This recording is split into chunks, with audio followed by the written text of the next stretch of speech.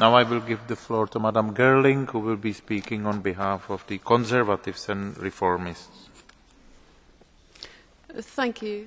And may I give my thanks to the rapporteur for the report, which I read with great interest. I followed this report as shadow rapporteur for the opinion in the ENVI committee, and the debate there, of course, quite rightly centred around some very specific areas in the report. It is absolutely clear that we need to consider strategies for reducing the use of and increasing the recycling of these scarce raw materials. But we also need to make sure that we do not overcomplicate this issue. A strategy is a strategy, and the title of this is Effective Strategy. We need to be aware that we could become too prescriptive at this stage.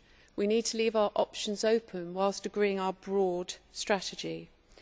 Take, for example, urban mining. Now, this is a great concept.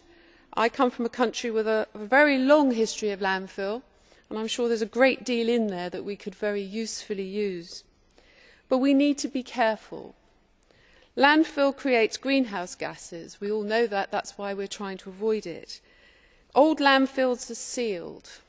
They can create noxious gases, sometimes poisonous gases. So we must be very, very careful before we move forward with this strategy, and we must have good and careful impact assessments in place.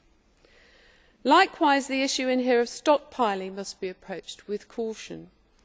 Much of the debate around this subject has centred on the distortions of supply in the market and the speculation, market manipulation. This is all open to debate, but I do believe that the last thing we need to do in response to that concern is to talk about stockpiling, because that is a manipulation of the market, and there is absolutely no guarantee without much further thought and much further examination that that will take us any further forward. So broadly, I welcome the report. As I say, I thank the rapporteur, and I look forward to working together on a raw materials strategy as the years go by, because this is clearly just the beginning of a long road.